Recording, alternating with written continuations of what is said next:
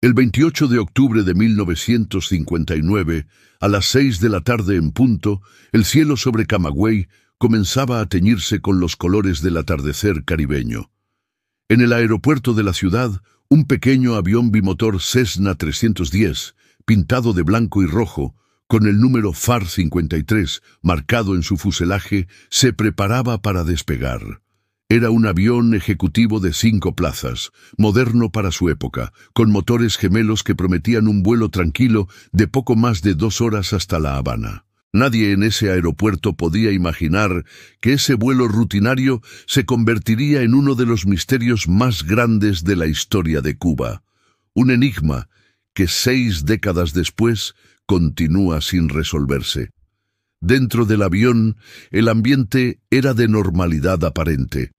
En los controles se encontraba el primer teniente Luciano Fariñas Rodríguez, un piloto experimentado de 38 años, nacido en Sagua la Grande. Fariñas no era un piloto cualquiera. Había acumulado más de 2000 horas de vuelo, una cifra que lo colocaba entre los aviadores más capacitados de las Fuerzas Armadas Revolucionarias. Su pasión por volar había comenzado desde niño, cuando a los 7 años un tío le regaló un avión de juguete que despertó en él un sueño que nunca abandonaría. Durante la Revolución, Fariñas había sido integrante de una célula del Movimiento 26 de Julio en Santiago de Cuba, demostrando no solo su destreza como aviador, sino también su compromiso con la causa revolucionaria. En el asiento trasero viajaba el soldado Félix Rodríguez, un joven que cumplía funciones de escolta. Rodríguez era uno de esos revolucionarios anónimos cuyo nombre apenas figura en los registros históricos, pero cuya presencia en ese vuelo lo convertiría, junto con Fariñas, en parte de un misterio que desafiaría todas las explicaciones lógicas. Era un hombre joven, leal, que había sido asignado para acompañar a su comandante en todas sus misiones. Ese día, Rodríguez no tenía forma de saber que estaba a punto de embarcarse en un viaje sin retorno, pero el pasajero más importante de ese Cessna 310 era el hombre que ocupaba uno de los asientos centrales. Camilo Cienfuegos Gorriarán, de apenas 27 años, era mucho más que el jefe del Estado Mayor del Ejército Rebelde. Era una leyenda viviente, un héroe popular conocido en toda Cuba como el comandante del pueblo, el señor de la vanguardia, el héroe de Yaguajay. Con su característico sombrero de ala ancha y su sonrisa contagiosa, Camilo representaba el espíritu jovial y carismático de la revolución triunfante. Había navegado en el mítico yate Granma junto a Fidel Castro y había luchado en la Sierra Maestra, ganándose el respeto no solo de sus compañeros de armas, sino de todo el pueblo cubano. Nacido el 6 de febrero de 1932 en el barrio de Lawton, en La Habana, Camilo provenía de una familia humilde de inmigrantes españoles. Su padre, Ramón Cienfuegos Flores, era de Pravia, Asturias, y su madre, Emilia Gorriarán Zavalla, de Castro Urdiales, Cantabria. Ambos eran anarquistas y republicanos que habían huido de España buscando una vida mejor. Camilo creció en la pobreza, pero eso nunca apagó su espíritu rebelde ni su capacidad de conectar con la gente común. Era un hombre del pueblo, y el pueblo lo adoraba. Su ascenso en las filas revolucionarias había sido meteórico. Aunque fue el último elegido para la expedición del Granma debido a su falta de entrenamiento militar, Camilo demostró ser un guerrero nato.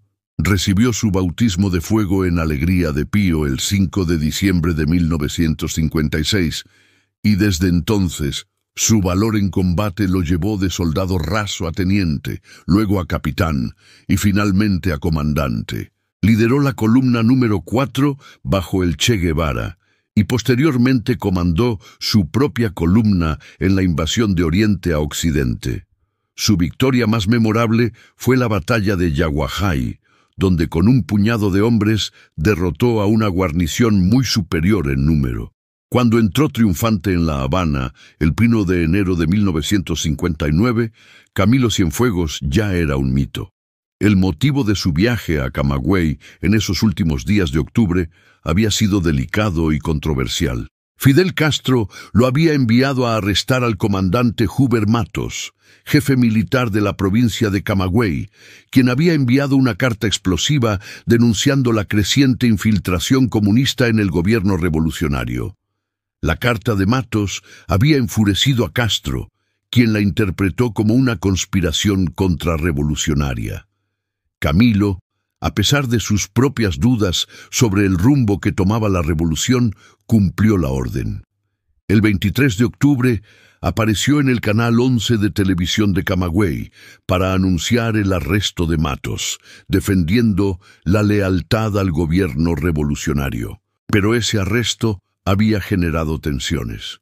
Según testimonios posteriores, Camilo no estaba del todo convencido de las acusaciones contra Matos. Algunos revolucionarios cercanos a Cienfuegos afirmaban que él mismo había expresado preocupaciones similares sobre la influencia comunista. Sin embargo, en público, Camilo siempre fue leal a Fidel. En su último discurso, dado el 26 de octubre frente al Palacio Presidencial, apenas 2 días antes de su vuelo fatal, Cienfuegos había subrayado públicamente su lealtad absoluta al gobierno revolucionario y a Castro, a pesar de las discrepancias privadas que pudiera tener. Aquel 28 de octubre, Camilo había completado su misión. Había hecho 2 vuelos ese día. Primero, había viajado de Camagüey a Santiago de Cuba con el capitán Zenén Casas Regueiro, dejándolo allí. El Cessna 310 aterrizó nuevamente en Camagüey a las 4:40 de la tarde. Luciano Fariñas revisó los instrumentos del avión. Había un detalle que algunos considerarían crucial más tarde. El avión no repostó combustible en Camagüey. El Cessna 310 tenía autonomía para 4 horas de vuelo, pero tras el viaje a Santiago le quedaban aproximadamente 3 horas de combustible. El vuelo a La Habana tomaría unas 2 horas en condiciones normales, dejando 1 hora de margen. Aparentemente, tanto Fariñas como Camilo consideraron que era suficiente. Antes de abordar el avión, Camilo tuvo un último encuentro que quedaría grabado en la memoria de quienes lo presenciaron. Le entregó las llaves de 2 automóviles a Eusebio González Rodríguez, un miembro de su equipo especial, ordenándole llevar a un prisionero contrarrevolucionario a La Habana por carretera. Las palabras de Camilo fueron claras y específicas. «Te espero mañana temprano en el Estado Mayor». Era una cita que nunca se cumpliría. González Rodríguez partió por carretera, pero uno de los vehículos se averió en el camino, lo que provocó un retraso. Cuando finalmente llegó a La Habana al día siguiente, el mundo ya había cambiado para siempre. A las 6:01 de la tarde, el Cessna 310 FAR 53 rodó por la pista del aeropuerto de Camagüey. Los motores rugieron con su característico sonido gemelo cuando Luciano Fariñas aumentó la potencia. El avión aceleró, las ruedas se despegaron del asfalto y la aeronave comenzó a elevarse hacia el cielo del atardecer.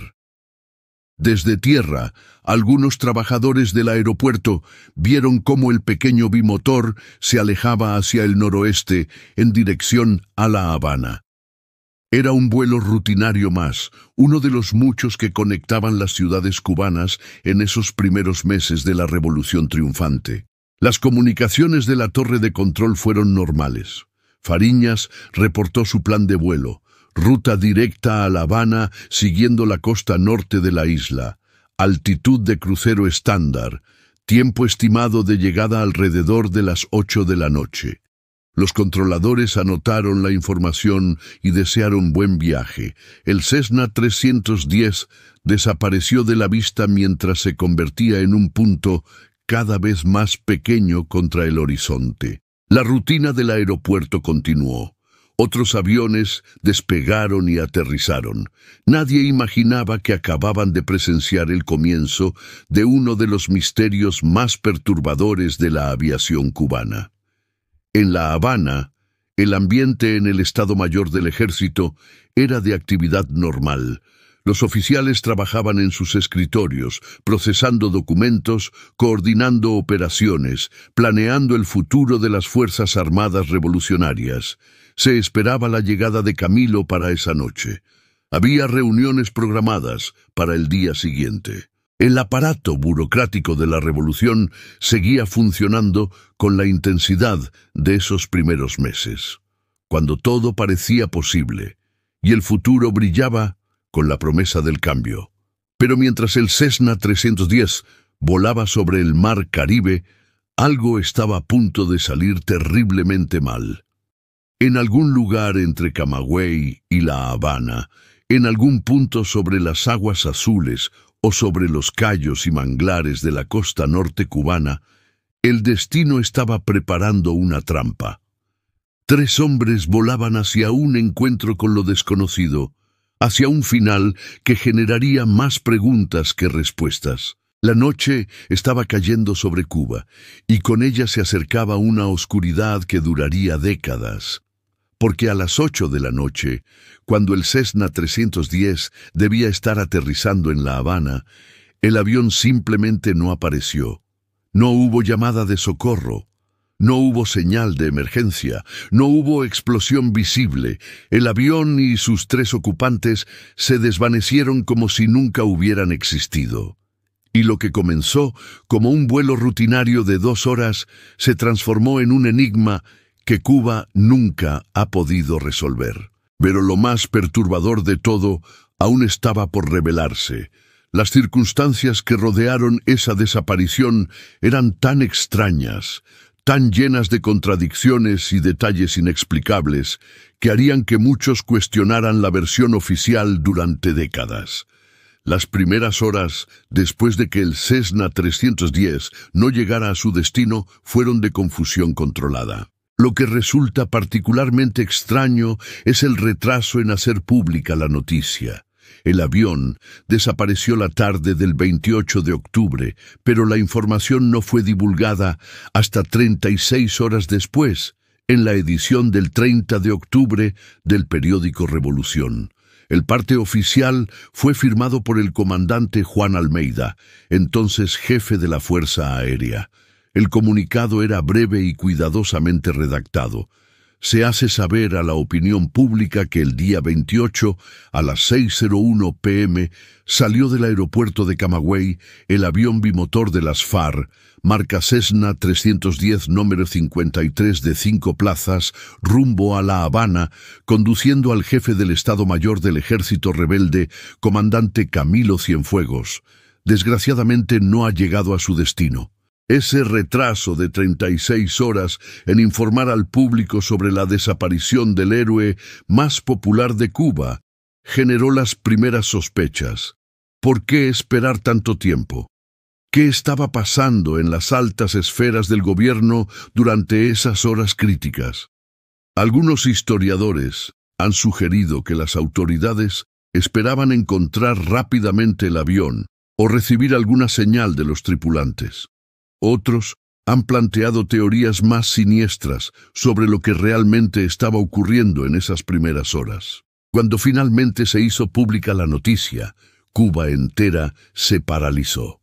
El impacto emocional fue devastador. Camilo no era solo un comandante, era el rostro humano de la revolución, el hombre que podía hacer reír a un niño y luego planear una batalla decisiva. Su carisma era legendario. Las madres veían en él al hijo heroico, los jóvenes al hermano mayor aventurero, los ancianos al guerrero justiciero que había derrocado la tiranía. La idea de que Camilo pudiera estar muerto, perdido en el mar o estrellado en algún manglar remoto era simplemente inconcebible para millones de cubanos. La búsqueda comenzó de inmediato, pero con una intensidad que pocos esperaban. Fidel Castro personalmente tomó el control de las operaciones de rescate. Se movilizaron 70 aviones, tanto militares como civiles. Embarcaciones pesqueras de todo el país fueron convocadas para peinar el mar. Voluntarios en tierra recorrieron cada centímetro de costa, cada callería, cada zona pantanosa entre Camagüey y La Habana. Era uno de los operativos de búsqueda más grandes jamás organizados en Cuba. Castro voló personalmente en el avión ejecutivo Sierra Maestra, sentado en la cabina del piloto junto a Lázaro Policarpo, Claudio Moriña. Desde esa posición privilegiada, con visibilidad máxima, Castro escrutaba obsesivamente el paisaje debajo. A bordo viajaban también Celia Sánchez, la secretaria personal de Fidel y figura clave de la revolución, William Gálvez, y Osmani Cienfuegos, el hermano menor de Camilo. Años después, el piloto Moriña recordaría esos días con una intensidad casi dolorosa. Según su testimonio, Fidel prácticamente no comía ni bebía durante la búsqueda. Volaban tan bajo que parecía que el avión iba a tocar tierra. Revisaban palmo a palmo los laberintos de pantanos, ensenadas, manglares y cayos desde Icacos hasta Cayo Francés. Solo las sombras de la noche los obligaban a desistir y al amanecer siguiente volvían a comenzar. Pero aquí comenzaban las primeras contradicciones que alimentarían décadas de especulación. La versión oficial atribuyó la desaparición a un accidente causado por mal tiempo. El comunicado oficial mencionaba específicamente la existencia de turbonadas entre Ciego de Ávila y Matanzas que podrían haber ocasionado un accidente. Sin embargo, el Observatorio Nacional de Cuba emitió un parte meteorológico que contradecía directamente esta versión. Según los registros oficiales del observatorio, el tiempo había sido normal en todo el archipiélago cubano ese día. No hubo tormentas severas, no hubo turbonadas peligrosas, no hubo condiciones meteorológicas que pudieran justificar la pérdida de un avión piloteado por un aviador tan experimentado como Luciano Fariñas. Esta contradicción fundamental entre la versión oficial y los datos meteorológicos fue la primera grieta en la narrativa del accidente. ¿Cómo podía un avión desaparecer en condiciones de tiempo normal? ¿Por qué la versión oficial insistía en el mal tiempo cuando los datos científicos lo negaban?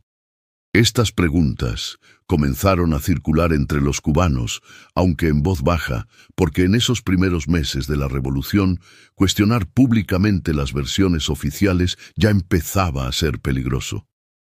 Otro testimonio inquietante surgió de un lugar llamado Casilda, cerca de Trinidad, en la costa sur de Cuba. Un matrimonio que vivía en la punta de la bahía de Macio afirmó haber escuchado, en horas de la tarde del 28 de octubre, una fuerte explosión. Según su relato, vieron caer del cielo una bola de fuego mientras se oía el ruido de un avión. Este testimonio era crucial porque colocaba un posible punto de impacto en un lugar específico. Sin embargo, cuando se conoció esta declaración, algo extraordinario ocurrió. El capitán Osmani Cienfuegos, hermano de Camilo, viajó personalmente a Casilda para conducir al matrimonio a La Habana. A partir de ese momento, nunca más se supo de esa pareja. Simplemente desaparecieron de los registros públicos, y su testimonio nunca fue investigado oficialmente, ni confirmado, ni refutado. La historia de los testigos de Casilda fue compartida por un funcionario de la Cruz Roja que tuvo contacto con la pareja antes de su traslado a La Habana. Según este relato, la pareja estaba segura de lo que había visto y oído, pero su desaparición posterior del registro público agregó otra capa de misterio al caso. ¿Por qué testigos potencialmente cruciales fueron apartados tan rápidamente? ¿Qué les sucedió en La Habana? ¿Su testimonio era tan importante o tan problemático que necesitaba ser silenciado? Durante la búsqueda, ocurrió otro incidente extraño que contribuyó a la confusión general. Una hora después de iniciadas las operaciones de rescate, se difundió la noticia de que Camilo había sido hallado vivo. La información corrió como reguero de pólvora por toda Cuba. Familias que lloraban la posible pérdida del comandante celebraron prematuramente, pero la alegría duró poco. La noticia resultó ser falsa, un error o quizás algo más siniestro. Lo que resulta inexplicable es la decisión que siguió a ese falso reporte.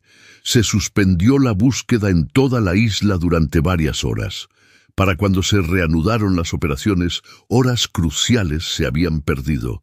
Algunos críticos argumentarían después que esa suspensión inexplicable permitió que se borraran posibles pruebas de lo que realmente había ocurrido con el avión de Camilo.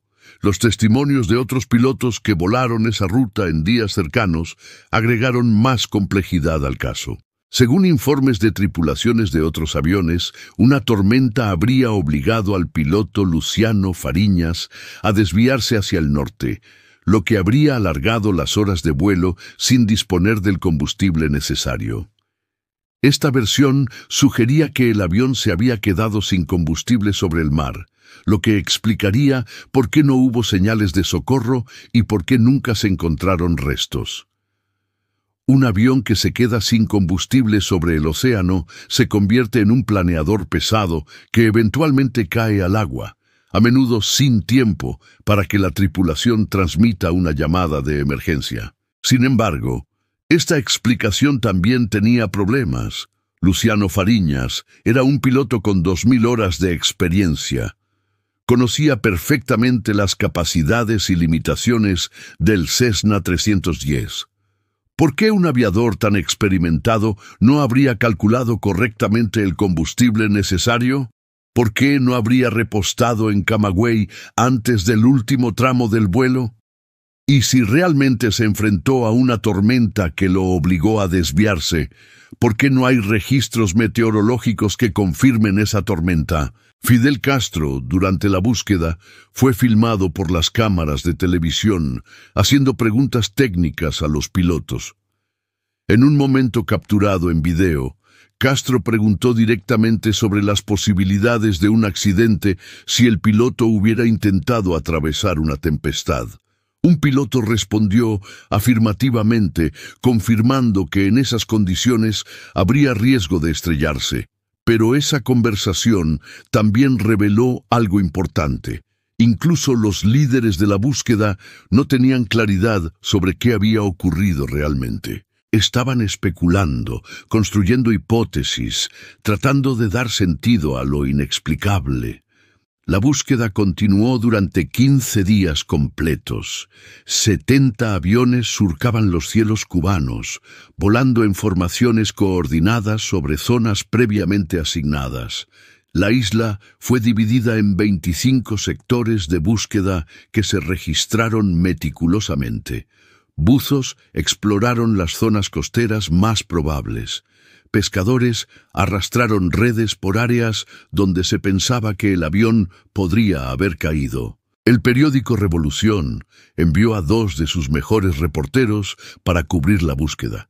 Guillermo Cabrera Infante, quien más tarde se convertiría en uno de los escritores cubanos más reconocidos en el exilio, y Jesse Fernández. Sus crónicas capturaron el dolor y la desesperación de un pueblo que se negaba a aceptar la pérdida de su héroe más querido. Pero a pesar de la intensidad sin precedentes de la búsqueda, no se encontró absolutamente nada.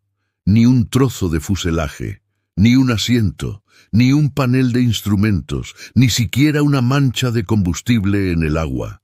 Era como si el Cessna 310 y sus 3 ocupantes hubieran sido borrados de la existencia. En la historia de la aviación, es extremadamente raro que un avión desaparezca sin dejar rastro alguno. Incluso cuando los aviones caen al mar, usualmente flotan restos, aparecen manchas de combustible, las corrientes arrastran fragmentos a las playas. Pero en el caso del FAR 53, nada. Un silencio absoluto. El 14 de noviembre, después de semanas de búsqueda infructuosa, el Consejo de Ministros decretó 7 días de duelo oficial por la desaparición del comandante Camilo Cienfuegos. En la Catedral de La Habana se celebró una misa en su memoria, oficiada por el padre Guillermo Sardiñas, quien era también comandante del ejército rebelde y vestía la sotana verde olivo que el propio Camilo le había obsequiado. Fue un momento de intensa emoción nacional.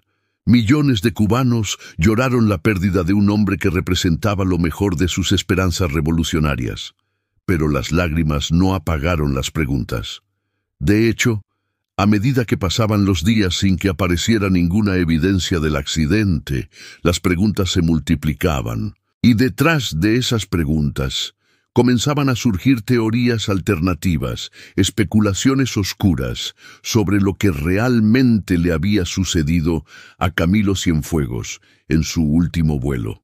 Las semanas que siguieron a la desaparición de Camilo Cienfuegos estuvieron marcadas por una creciente sensación de que algo no cuadraba en la historia oficial.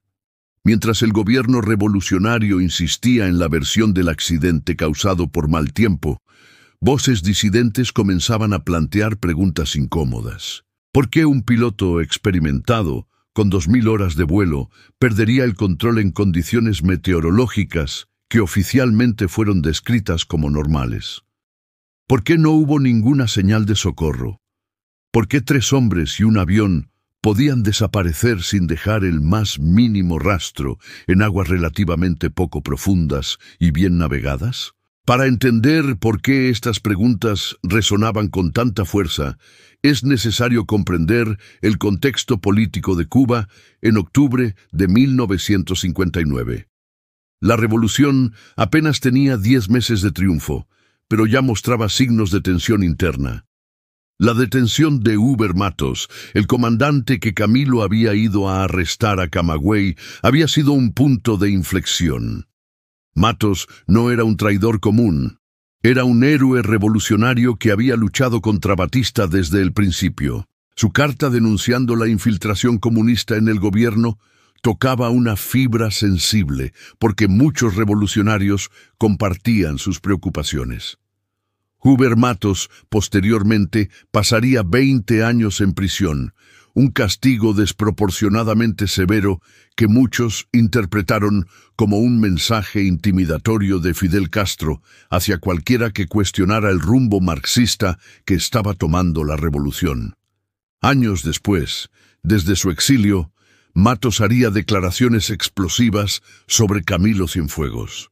Según Matos, Camilo se le había quejado en múltiples ocasiones sobre la creciente infiltración comunista. Matos afirmó que Castro había comenzado a criticar a Cienfuegos en privado desde enero de 1959, llamándolo descuidado, borracho, bohemio, diciendo que las mujeres lo volvían loco, que el pueblo lo amaba, pero que era un desastre administrativo. Los detractores de Matos argumentan que su testimonio está manchado por el resentimiento de haber pasado 2 décadas en prisión, que sus acusaciones son producto del odio hacia Castro y no de hechos verificables. Sin embargo, otros miembros del ejército rebelde han corroborado parcialmente la versión de Matos. Varios revolucionarios de la primera hora han confirmado que Camilo expresaba dudas privadas sobre la dirección que tomaba el gobierno, aunque públicamente siempre se mostraba leal a Fidel. Una de las teorías más controvertidas sobre la muerte de Camilo fue presentada por Jaime Costa, quien era comandante del ejército rebelde, veterano del asalto al cuartel Moncada y expedicionario del Granma. Costa afirmó que Camilo Cienfuegos fue asesinado por decisión de Fidel Castro y por instigación del Che Guevara, Raúl Castro y el presidente Osvaldo Dorticós Torrado. Según el relato de Costa, él estaba participando en la búsqueda del avión desaparecido, volando en compañía del comandante Juan Almeida, cuando recibieron una orden directa de Fidel de aterrizar en Varadero. Desde allí fueron conducidos en automóvil a un punto en la Ciénaga de Zapata, donde les esperaba Fidel Castro, acompañado de otros altos dirigentes del gobierno. El testimonio de Costa es particularmente inquietante porque afirma que tanto él como Almeida escucharon discusiones acaloradas en las que se destacaban las voces de Fidel y otros líderes hablando sobre Camilo. Según Costa, en esas conversaciones se mencionaban acusaciones de que Cienfuegos había traicionado a la revolución.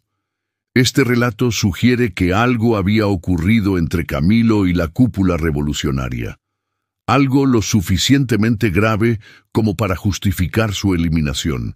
Sin embargo, Costa nunca proporcionó pruebas concretas de estas afirmaciones, y su testimonio ha sido desestimado por defensores del gobierno cubano como fabricaciones de un desertor resentido. Otra teoría, presentada por el periodista y escritor Norberto Fuentes, quien durante años trabajó en Cuba antes de exiliarse, sugiere que el avión de Cienfuegos fue derribado por un caza Sea Fury de la Fuerza Aérea Revolucionaria.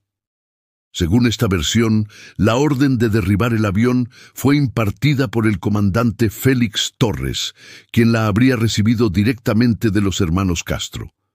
Esta teoría se conecta con el testimonio del matrimonio de Casilda, que afirmó haber visto una bola de fuego cayendo del cielo acompañada del sonido de un avión. Si un caza Sea Fury hubiera atacado al Cessna 310, el resultado habría sido exactamente eso, una explosión en el aire y restos cayendo al mar.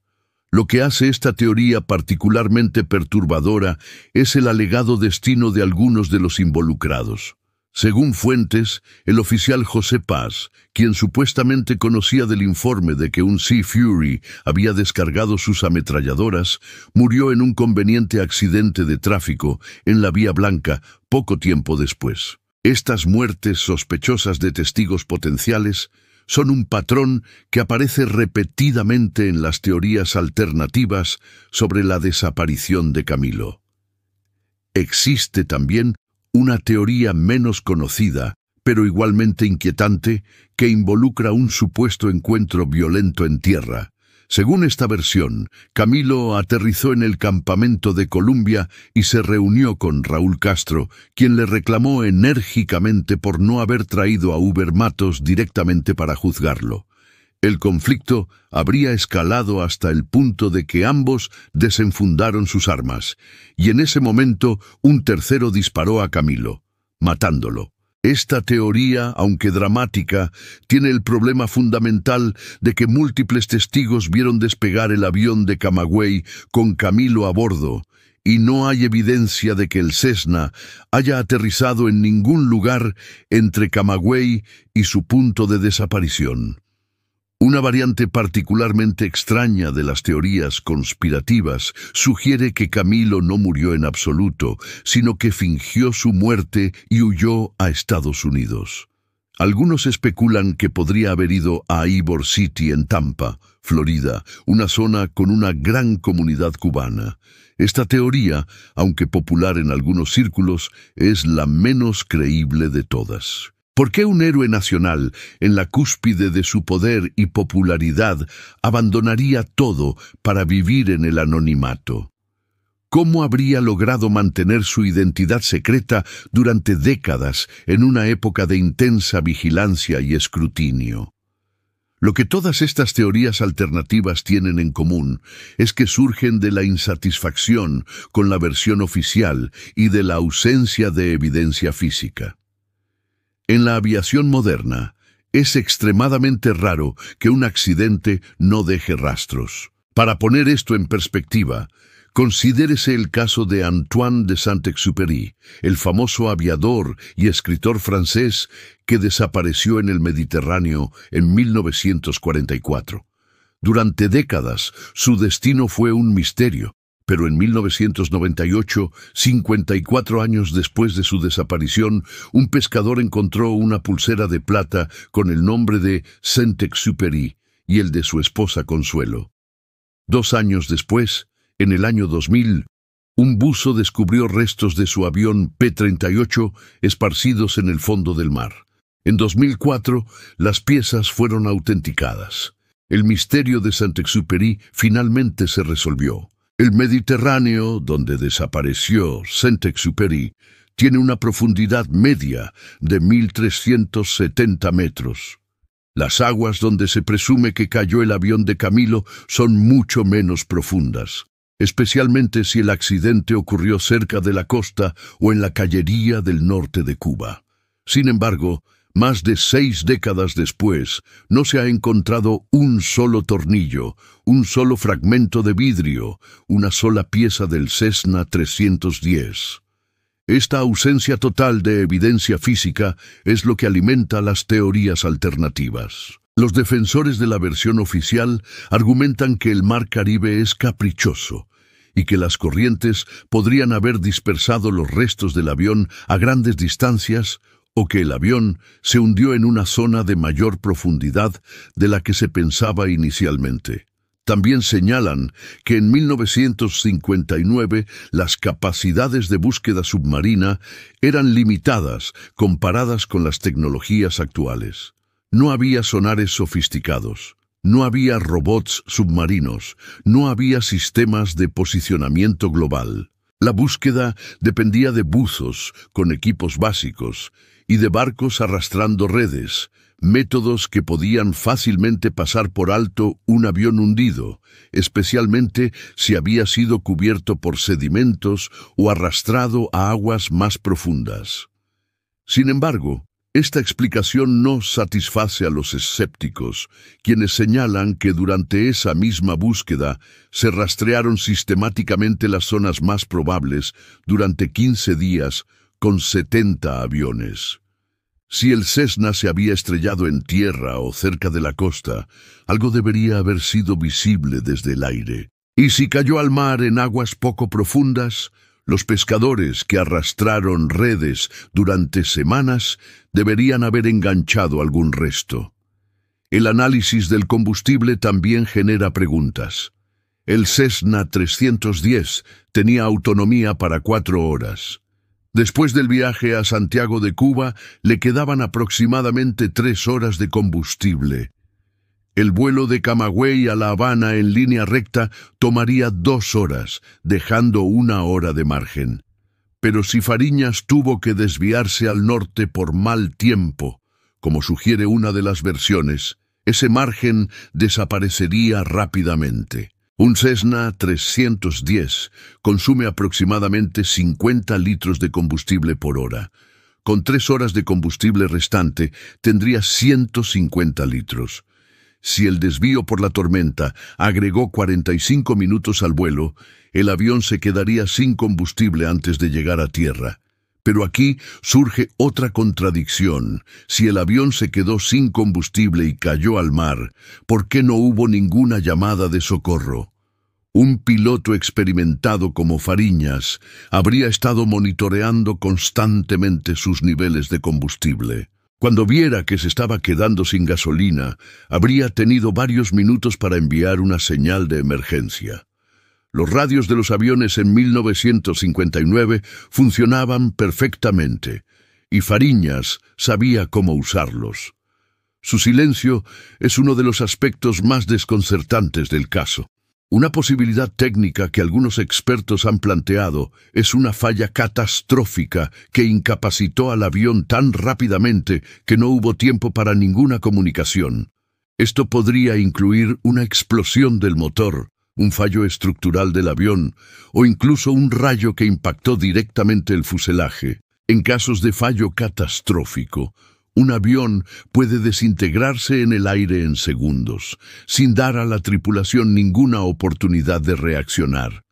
Sin embargo, estas fallas catastróficas son raras, especialmente en aviones bimotores como el Cessna 310, que están diseñados con redundancias precisamente para prevenir este tipo de escenarios.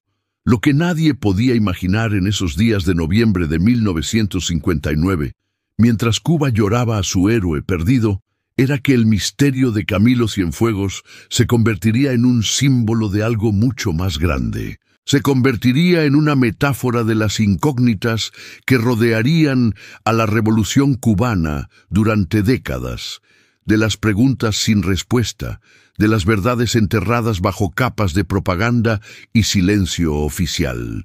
El punto de ebullición del misterio de Camilo Cienfuegos no fue el momento de su desaparición, sino lo que ocurrió en los meses y años posteriores. Porque conforme la Revolución cubana se consolidaba y el régimen de los Castro se volvía más autoritario, el caso de Camilo se transformó en un tema prohibido. Quien se atrevía a cuestionar la versión oficial se arriesgaba a ser etiquetado como contrarrevolucionario, un término que en la Cuba de los 60 y 70 significaba prisión, exilio o algo peor. El escritor Carlos Franqui, quien fue director del periódico Revolución y testigo cercano de los acontecimientos, escribió años después en su libro Camilo, el héroe desaparecido. Si en 1959 todavía era posible creer en la palabra de Castro después de esa larga fila saturnal de encarcelados desaparecidos, fusilados, suicidados o muertos sospechosamente, que incluye a figuras distinguidas de la Revolución, el misterio de la desaparición de Camilo Cienfuegos se vuelve acusador. Franqui estaba señalando un patrón perturbador. Demasiados de los líderes revolucionarios originales habían terminado muertos, encarcelados o exiliados. Huber Matos en prisión durante 20 años. El Che Guevara muerto en Bolivia en circunstancias que algunos consideran sospechosas. Comandantes y oficiales desaparecidos, ejecutados o forzados al exilio. La pregunta que Franqui planteaba era devastadora. Podía ser una coincidencia que tantos revolucionarios originales, especialmente aquellos con popularidad independiente o con dudas sobre el rumbo marxista de la revolución, hubieran sido eliminados del escenario político de una forma u otra. En ese contexto, la desaparición de Camilo dejaba de parecer un accidente aéreo desafortunado y comenzaba a lucir como parte de un patrón sistemático. Lo que hace el caso de Camilo particularmente intrigante es su posición única en la jerarquía revolucionaria. A diferencia del Che Guevara, quien era argentino y cuya lealtad ideológica al comunismo era inquebrantable, Camilo era cubano de nacimiento, amado por el pueblo de una manera casi visceral. A diferencia de Raúl Castro, quien era el hermano de Fidel, y cuya posición estaba asegurada por lazos familiares, Camilo había ganado su posición por puro mérito militar y carisma popular. Era, en cierto sentido, el único líder revolucionario que potencialmente podría haber competido con Fidel Castro por el corazón del pueblo cubano. Esta realidad no pasaba desapercibida para nadie en el círculo íntimo del poder. Según testimonios de exfuncionarios revolucionarios, ya en enero de 1959, apenas días después del triunfo, Fidel Castro había comenzado a hacer comentarios despectivos sobre Camilo en privado. Lo describía como desorganizado, fiestero, alguien más preocupado por las mujeres y el ron que por la construcción del socialismo. Estas críticas eran extrañas viniendo de Castro, quien había dependido crucialmente del genio militar de Camilo durante la guerra. La batalla de Yaguajay, donde Camilo derrotó a fuerzas muy superiores, había sido un punto de inflexión en la guerra revolucionaria. Algunos analistas han sugerido que Castro veía en Camilo tanto un activo político como una amenaza potencial. Como activo, Camilo era invaluable. Su popularidad legitimaba la revolución ante las masas. Como amenaza, Camilo representaba un poder alternativo, alguien que el pueblo cubano amaba independientemente de su relación con Castro.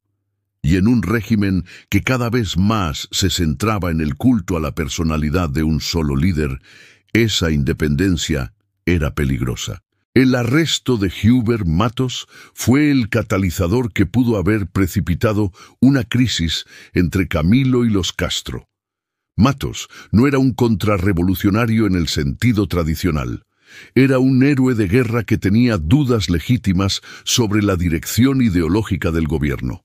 Su carta no llamaba al derrocamiento del régimen, sino que expresaba preocupaciones sobre la influencia comunista. Que Fidel Castro reaccionara con tanta furia, condenando a Matos a 20 años de prisión, enviaba un mensaje claro. La disidencia, incluso de los héroes revolucionarios, no sería tolerada. Camilo fue el encargado de arrestar a Matos, una misión que algunos han interpretado como una prueba de lealtad. ¿Arrestaría Camilo a un compañero revolucionario cuyas dudas compartía en privado? Camilo cumplió la orden, pero según Matos, durante el arresto, Camilo mostró incomodidad. No fue brutal ni cruel. Simplemente hizo lo que se le ordenó, pero con una expresión de tristeza que Matos nunca olvidaría. Esta interpretación, por supuesto, viene de Matos mismo, y debe tomarse con precaución dado su posterior encarcelamiento y exilio. Sin embargo, otros testimonios sugieren que Camilo efectivamente tenía reservas sobre lo que estaba ocurriendo. En su última aparición pública, el 26 de octubre de 1959, 2 días antes de su desaparición, Camilo dio un discurso frente al Palacio Presidencial. Sus palabras fueron cuidadosamente elegidas para demostrar lealtad absoluta a Fidel Castro y al gobierno revolucionario.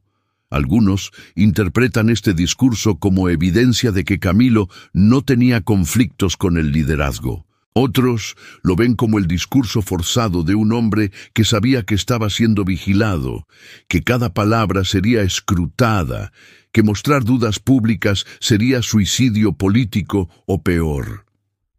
Lo que ocurrió en las 48 horas entre ese discurso y el vuelo fatal de Camilo es un agujero negro en la narrativa histórica. No hay registros detallados de sus movimientos, de sus conversaciones, de las reuniones que pudo haber tenido en Camagüey. Lo que sabemos es que arrestó a Matos, dio la conferencia de prensa en el canal 11 de televisión de Camagüey y luego preparó su regreso a La Habana. Pero ¿con quién habló durante esas horas? Recibió llamadas de La Habana, hubo discusiones acaloradas que nadie registró. El detalle de que Camilo le dijera a Eusebio González Rodríguez, «Te espero mañana temprano en el Estado Mayor», es significativo. Era una declaración de alguien que esperaba estar vivo y trabajando al día siguiente. No son las palabras de un hombre que contempla el suicidio o la deserción. Son las palabras de alguien que anticipa normalidad, trabajo rutinario, la continuación de su vida. Esto contradice cualquier teoría de que Camilo estaba planeando desaparecer voluntariamente. La decisión de no repostar combustible en Camagüey sigue siendo uno de los misterios más desconcertantes. Luciano Fariñas era un piloto meticuloso con 2000 horas de experiencia. El procedimiento estándar habría sido llenar completamente los tanques antes del vuelo final del día. ¿Por qué no lo hizo? Algunos han especulado que había prisa, que Camilo quería regresar a La Habana lo más rápido posible. Otros sugieren que Fariñas calculó que tenían combustible suficiente con margen razonable y no quiso perder tiempo repostando. Una tercera explicación, más siniestra, es que alguien saboteó el avión de tal manera que pareciera que se había quedado sin combustible, cuando en realidad el problema era otro. Si aceptamos por un momento la teoría del sabotaje, ¿cómo habría funcionado? Un método podría haber sido drenar parcialmente los tanques de combustible mientras el avión estaba estacionado en Camagüey, pero ajustando los indicadores para que mostraran más combustible del que realmente había. Fariñas habría despegado confiado en sus lecturas de instrumentos, solo para descubrir demasiado tarde que se estaba quedando sin gasolina. Otra posibilidad sería algún tipo de dispositivo explosivo temporizador o activado remotamente. En 1959, tales dispositivos existían y eran relativamente simples de construir, pero estas teorías de sabotaje enfrentan un problema fundamental. Requerirían cómplices. Alguien tendría que haber tenido acceso al avión en el aeropuerto de Camagüey. Alguien tendría que haber sabido el plan de vuelo de Camilo. Y ese alguien tendría que haber actuado con la certeza de que no sería descubierto. En los días inmediatamente posteriores a la desaparición, cuando toda Cuba estaba buscando respuestas, un saboteador nervioso podría haber hablado. Sin embargo, nunca surgió ningún testimonio creíble de sabotaje directo. La teoría del Sea Fury derribando el avión es quizás la más cinematográfica de todas las explicaciones alternativas. En esta narrativa, Camilo se habría convertido en una amenaza tan grande que la cúpula revolucionaria tomó la decisión de eliminarlo. Se habría enviado un caza para interceptar el Cessna 310 sobre aguas abiertas, donde los testigos serían mínimos. Una ráfaga de ametralladoras de 20 milímetros habría desintegrado el pequeño avión civil en segundos. Los restos habrían caído al mar, dispersándose con las corrientes. El piloto del Sea Fury habría regresado a su base con una historia fabricada, quizás incluso creyendo que estaba ejecutando una orden legítima contra un desertor o traidor. Esta teoría tendría cierta lógica militar. Es limpia, definitiva, y la destrucción del avión sobre el mar aseguraría que no hubiera evidencia incriminatoria. El testimonio del matrimonio de Casilda de una bola de fuego cayendo del cielo encajaría perfectamente con un avión derribado. Pero también hay problemas serios con esta teoría. Un Sea Fury es un avión de combate ruidoso y visible. Otros pilotos que estaban en el aire ese día podrían haberlo visto. Los controladores de tráfico aéreo habrían detectado su presencia. Y mantener en secreto una operación así requeriría el silencio absoluto de docenas de personas, mecánicos, armeros, controladores, el piloto mismo. Además, si realmente fue un asesinato ordenado desde arriba, ¿por qué la elaborada pantomima de la búsqueda? ¿Por qué Fidel Castro pasaría 2 semanas volando personalmente en el Sierra Maestra, aparentemente angustiado, buscando a un hombre que él mismo había ordenado matar? Una respuesta cínica sería que era todo teatro, una actuación para las masas.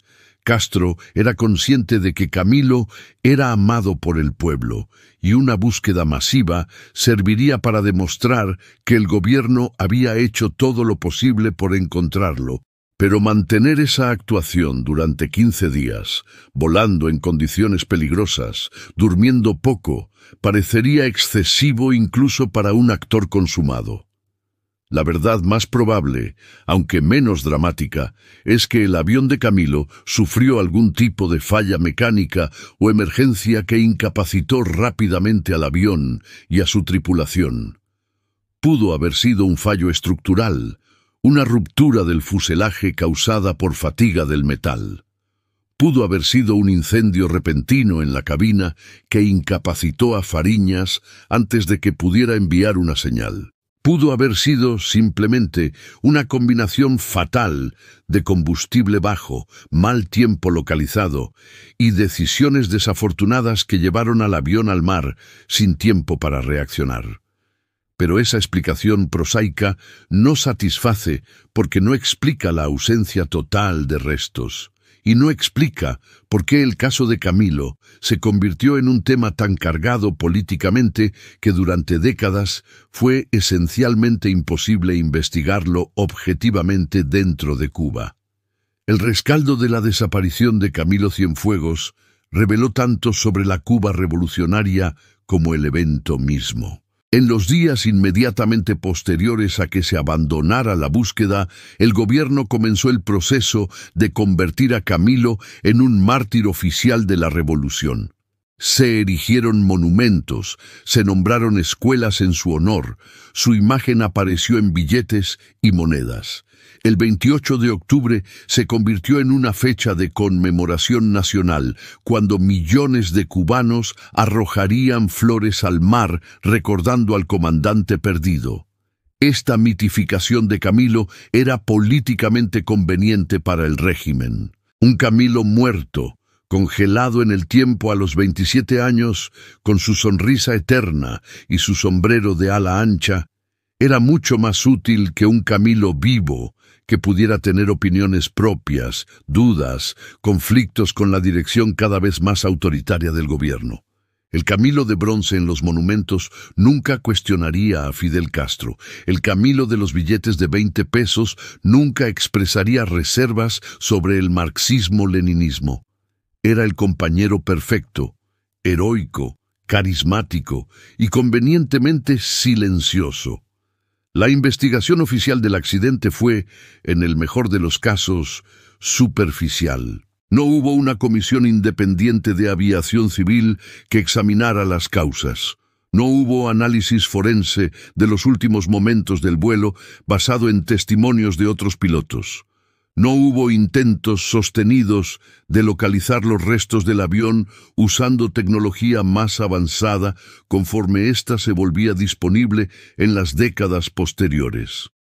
La conclusión oficial, mal tiempo causando un accidente, fue establecida rápidamente y nunca se revisó, a pesar de las evidentes contradicciones con los datos meteorológicos. Para los investigadores independientes que intentaron desentrañar el misterio años después, una de las frustraciones más grandes fue la falta de documentación. Los registros de vuelo detallados del 28 de octubre de 1959 nunca fueron liberados públicamente. Las comunicaciones de radio entre la torre de control y otros aviones ese día permanecieron clasificadas. Los testimonios de los participantes en la búsqueda fueron fragmentarios y frecuentemente contradictorios. Era como si alguien hubiera decidido deliberadamente que este caso no debía investigarse demasiado a fondo.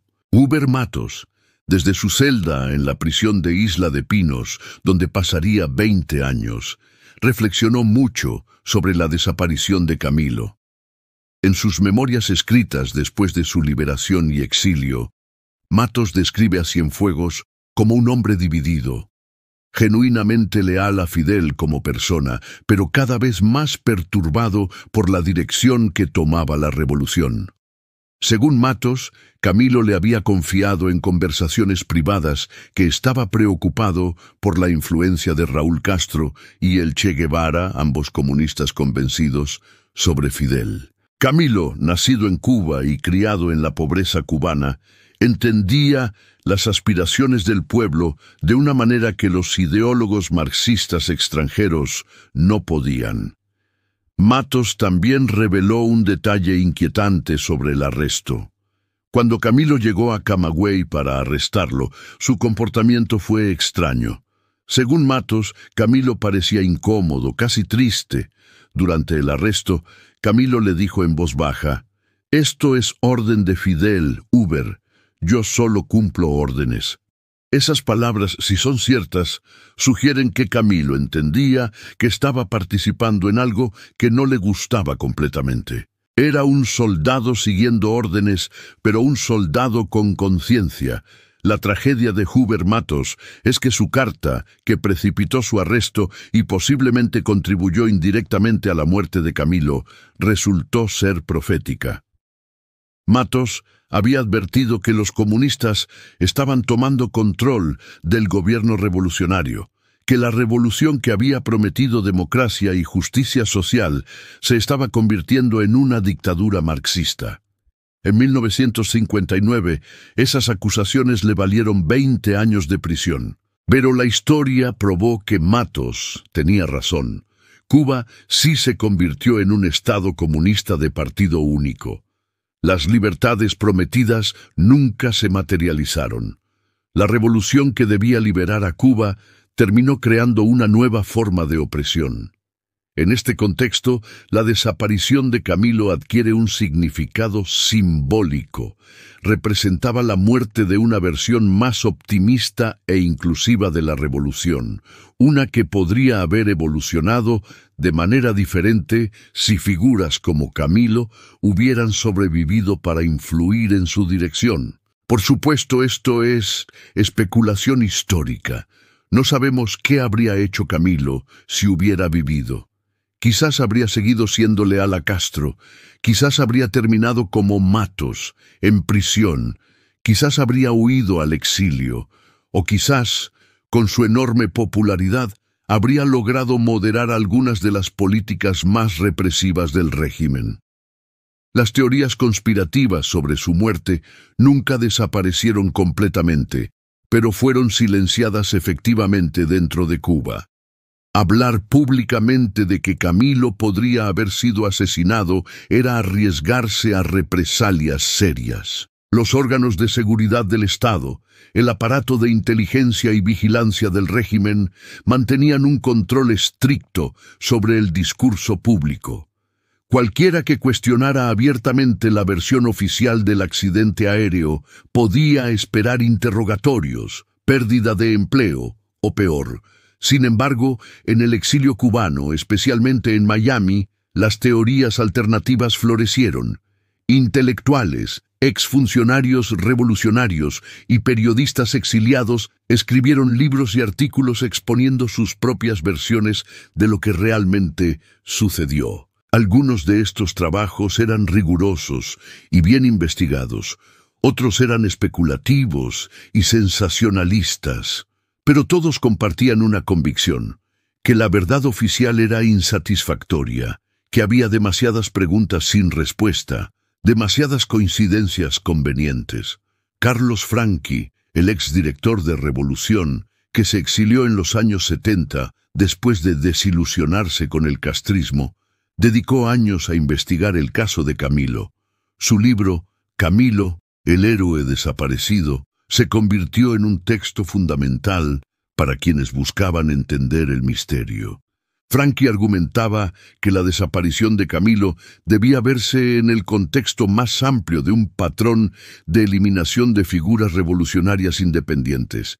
Señalaba caso tras caso de comandantes y oficiales que habían sido marginados, encarcelados, ejecutados o misteriosamente muertos.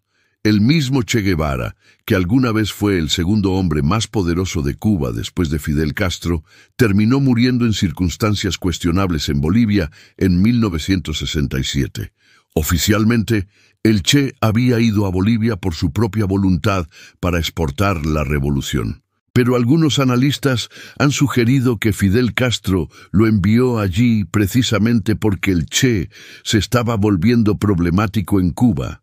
Demasiado independiente, demasiado crítico de la creciente dependencia de la Unión Soviética. La muerte del Che en Bolivia fue conveniente para Castro. Eliminaba un rival potencial mientras creaba otro mártir útil. Para los investigadores modernos que intentan resolver el misterio de Camilo Cienfuegos, el paso del tiempo ha hecho la tarea más difícil, no más fácil. Los testigos oculares están muertos. Los archivos del gobierno cubano permanecen cerrados. El lugar exacto donde pudo haber caído el avión, si es que cayó al mar, ha sido barrido por décadas de corrientes oceánicas. Incluso si alguien quisiera organizar una búsqueda moderna usando tecnología de sonar avanzada y vehículos submarinos robóticos, ¿dónde buscarían? El área posible de búsqueda es enorme, abarcando cientos de kilómetros cuadrados de océano. Sin embargo, ha habido algunos intentos de resolver el caso usando métodos modernos. En 2009, en el 50 aniversario de la desaparición, varios investigadores propusieron utilizar análisis de datos meteorológicos históricos combinados con modelos de computadora para calcular las rutas de vuelo más probables y los puntos potenciales de impacto. Estos estudios sugirieron varias zonas donde el avión podría haber caído si efectivamente sufrió un accidente, pero el gobierno cubano no mostró interés en apoyar búsquedas físicas en esas zonas. Esta falta de interés oficial en resolver definitivamente el misterio es, para muchos críticos, sospechosa en sí misma. Si la versión del accidente es verdadera, ¿por qué no buscar los restos del avión usando tecnología moderna? Encontrar el FAR-53 y los restos de sus tripulantes sería un acto de dignidad hacia Camilo, Luciano Fariñas y Félix Rodríguez. Daría cierre a sus familias y terminaría con décadas de especulación, pero el gobierno cubano ha consistentemente rechazado o ignorado propuestas para búsquedas submarinas sistemáticas. Un aspecto raramente discutido del caso es el impacto psicológico en la familia de Camilo. Su hermano, Osmani Cienfuegos, se convirtió en una figura importante del régimen, sirviendo en varios cargos gubernamentales hasta su muerte. Públicamente, Osmani siempre defendió la versión oficial del accidente, pero algunos que lo conocieron sugieren que en privado tenía dudas, preguntas que nunca expresó públicamente. La lealtad familiar a Fidel Castro y la supervivencia política en el régimen dependían de no cuestionar las verdades oficiales. Los padres de Camilo, Ramón y Emilia, ancianos anarquistas españoles, que habían visto a su hijo convertirse en un héroe nacional, tuvieron que vivir con la pérdida sin saber realmente qué había sucedido. Nunca recuperaron un cuerpo para enterrar. Nunca tuvieron respuestas definitivas. Como millones de cubanos, solo tenían la palabra del gobierno de que su hijo había muerto en un accidente desafortunado. Y en la Cuba revolucionaria, cuestionar esa palabra no era una opción. El legado de Camilo Cienfuegos es complejo. Para el régimen cubano es un mártir útil, un símbolo congelado de la pureza revolucionaria. Para los opositores del régimen es potencialmente una víctima de las purgas internas que caracterizaron los primeros años de la revolución. Para los historiadores es un enigma frustrante, un caso con demasiadas preguntas y muy pocas respuestas sólidas.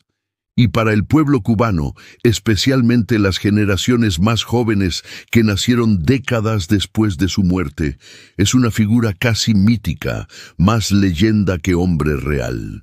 Más de 6 décadas después de aquella tarde de octubre de 1959, el último vuelo de Camilo Cienfuegos permanece como uno de los misterios sin resolver más fascinantes de la historia de Cuba.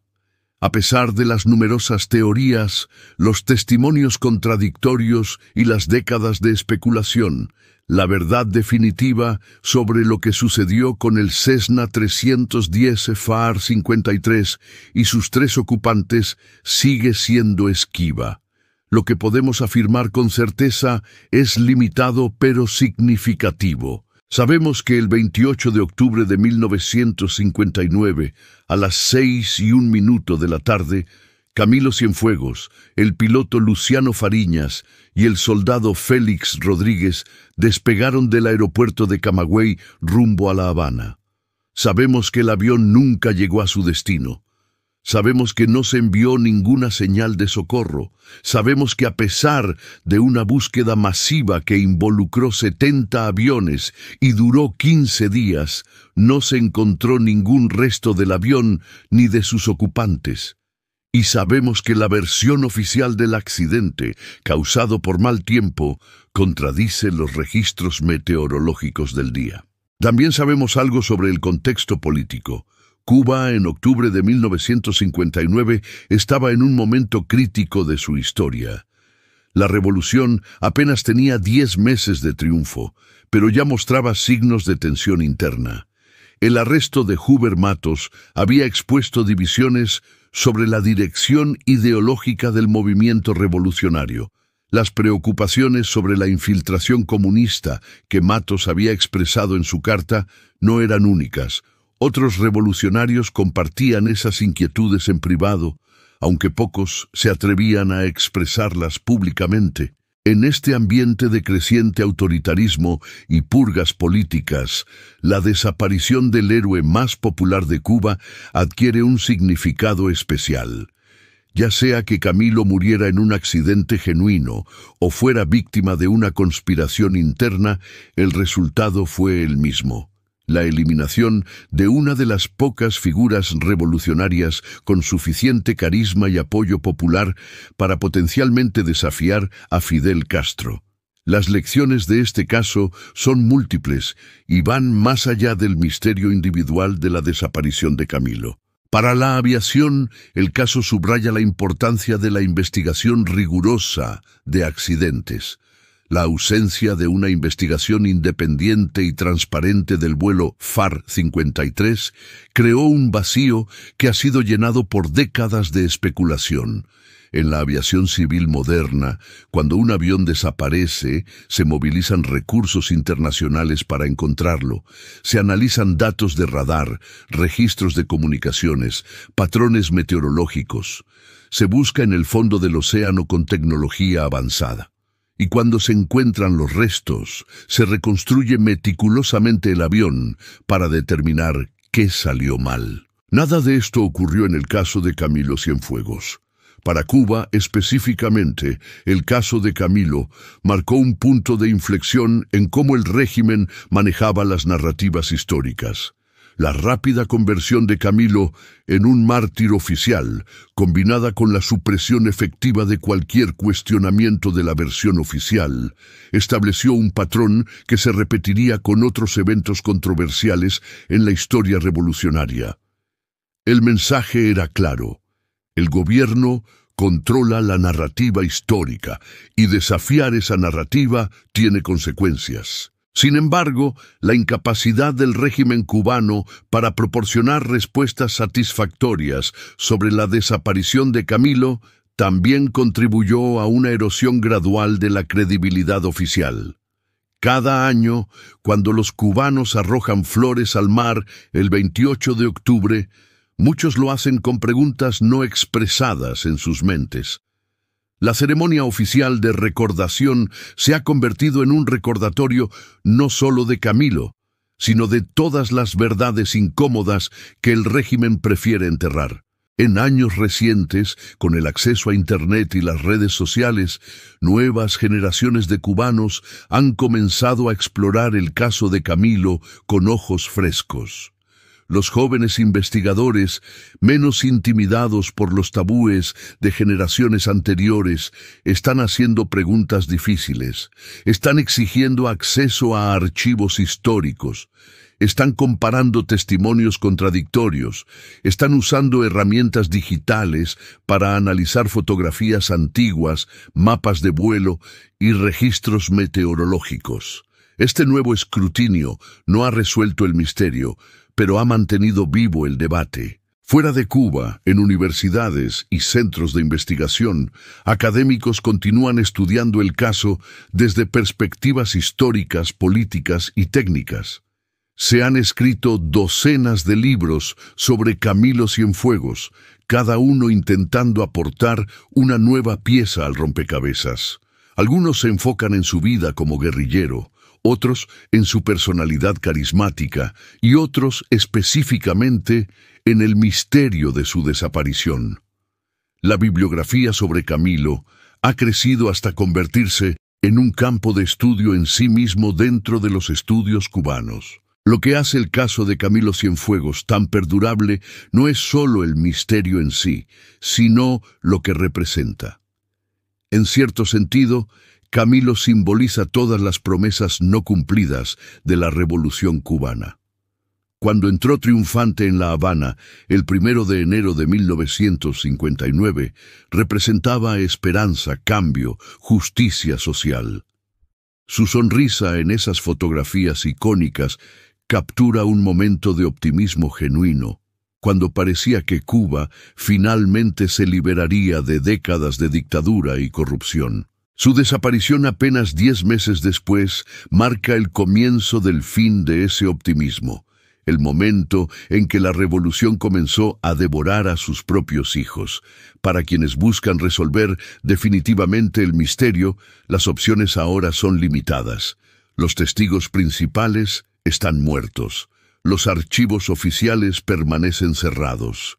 El océano ha guardado sus secretos durante más de 60 años.